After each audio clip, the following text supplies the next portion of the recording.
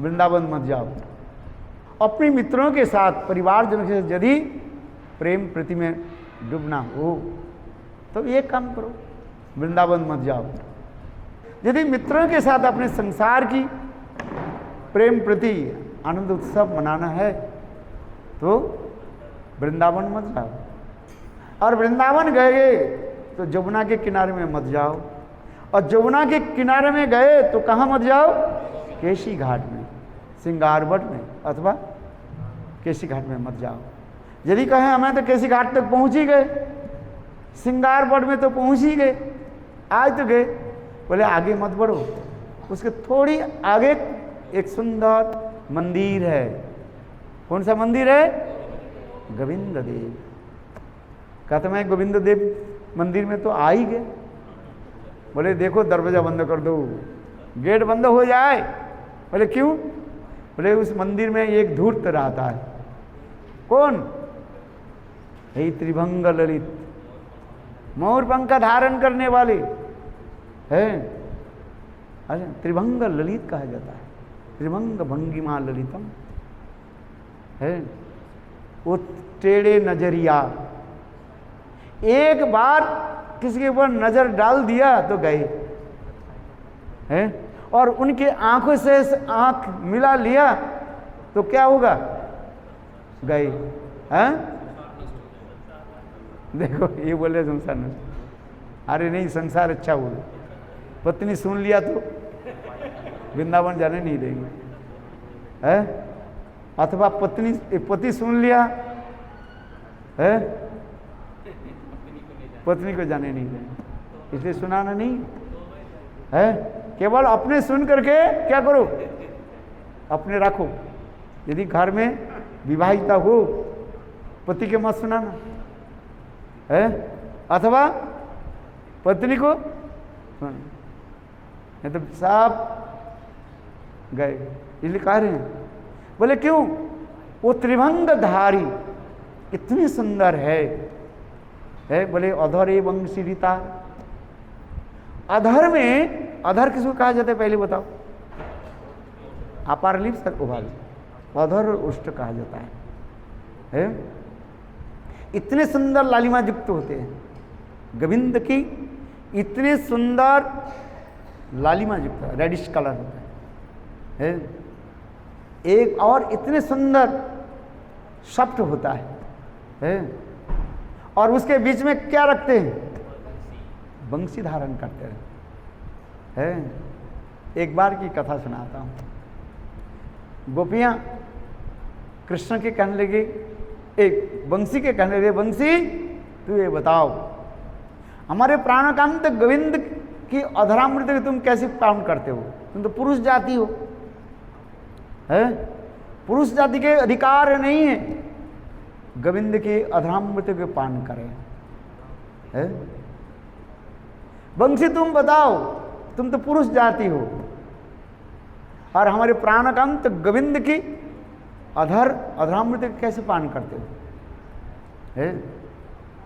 और बंसी कहने लगे, देखो इसमें हमारी कोई दोष नहीं है, मैं तुम लोग की चरण धूलि प्राप्त कर लिया, तुम लोग के चरण रज और चरण धूत जल और तुम्हारे उच्छिष्ट प्रसाद को मैं पान कर लिया। वृंदावन में जाओगे ना, वृंदावन की जमुना की किनारा में क्या दिखाई पड़ेगा? बंसी, बांस दिखाई पड़ेगा। बांस देखा कि नहीं देखा? कहाँ देखा? बोले वृंदावन में है ये बंसी जो है, बांस जो है रात गोपियां जब जमुना में स्नान करती है ना, है, और गोपियों की चरणामृत ये बंसी क्या करते, बांस क्या कर लेते? पान कर लेते है।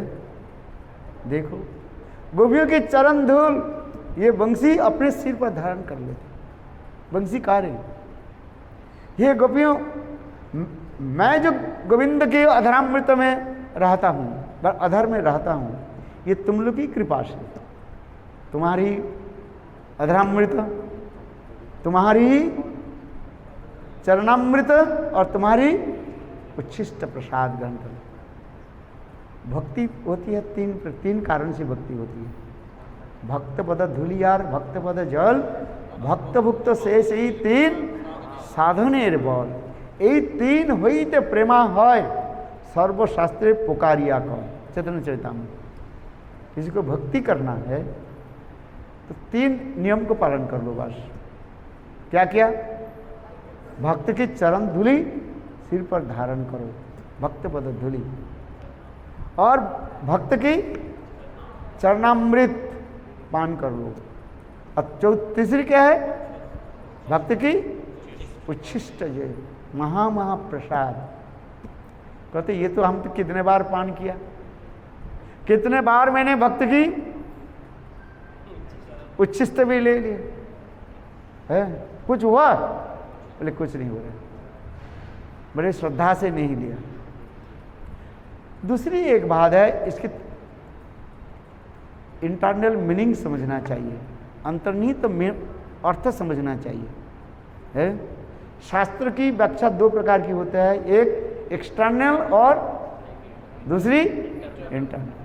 हम है गौण वृत्ति और एक मुख्य वृत्ति है, अभिधा एंड लक्षणा, और एक होता है व्यंजनावृत्ति भी है। चलो इतने कहें तो आपको समझ में नहीं आएगा। व्यंजनावृत्ति किसको कहते हैं, लक्षणावृत्ति किसको कहते हैं, और अभिधावृत्ति किसको कहते हैं। दो वृत्ति के बारे में सुन लो बस, तीसरी तो थोड़ा क्रिटिकल है व्यंजनावृत्ति जो है। शास्त्र की जो मुख्य कथा जो है उसे कहा जाता है अभिधावृत्ति है, और जिस वस्तु में गौण वृत्ति सेकेंडरी, यदि अभिधावृत्ति मुख्य वृत्ति में हमें नहीं आ रहे हैं तो लक्षणावृत्ति के द्वारा समझना चाहिए।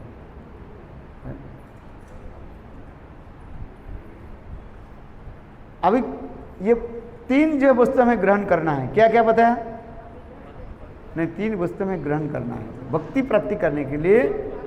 भक्त पद धूलि, भक्त पद जल, और क्या बताया? भक्त भुक्त शेष माने उच्छिष्ट। वास्तव है क्या चीज? भक्त पद धूलि। धूलि क्या है? धूल है। जब आप चलते हैं ना, धूल कहाँ पर जाते हैं? आपके पीछे पीछे चलते हैं। देखना है वृंदावन परिक्रमा में चलना, जब अनेकों लोग के साथ हम परिक्रमा करते हैं, आप देखो धूल आपके पीछे पीछे चल रही है। तात्पर्य क्या है? साधु संग, साधु वर्तानुवर्त गमनम। संत महात्मा जो चलते हैं ना, उनके पीछे पीछे चलना, आगे आगे नहीं है। अनुगमनम, अनु माने पश्चात, गमनम माने चलना, पीछे पीछे चलना, इसे कहा जाता है अनुगमनम। क्या बताया? अनुगमन, अनु माने पीछे, गमनम। अनु के शब्द अर्थ है निरंतर है, गमन करो। अर्थात संत महात्मा की चरण कमल की अनुसरण करो, पीछे पीछे चलो है, नहीं तो अपराध हो जाता है। हम गुरु वैष्णव के आगे आगे चलें तो अपराध हो जाता है। इसलिए कैसे चलना चाहिए? पीछे पीछे चलो, अनुगमन है। जैसे धूल कैसे हमें पीछे पीछे चलता है, हम जब चलते हैं ना, देखो धूल ठीक हमें पीछे पीछे जा रहे हैं, हम आगे चलते हैं और हमारे पीछे सारे धूल आते हैं। तात्पर्य क्या है? संत महात्मा गुरु वैष्णव की अनुगत्य करना पड़ेगा है। अनुगत्यमयी भक्ति, भक्ति क्या है? अनुगत्यमयी करना चाहिए। क्या करना चाहिए? अनुगत्य है। ये भक्त पद धूलि कहा है, इसके ग्रहण करो अर्थात अनुगमन करो है। दूसरी भक्त पद धौत जल, फूड बेदिंग बेथ और water of pure devotee of love. और जो भक्त पद जल क्या है? उनकी भाव माधुर्य के हम ग्रहण करें, रस साधन करें है। और तीसरी क्या है, भक्त की उच्छिष्ट क्या है ना, उनकी भावों की प्राप्ति करके उस भाव में हम कैसे डूब जाए, ये भावना रखना चाहिए। इसलिए भक्त पद धूलि, भक्त पद जल और भक्त भुक्त शेष, ये तीन विचार को हमें लेना पड़ेगा।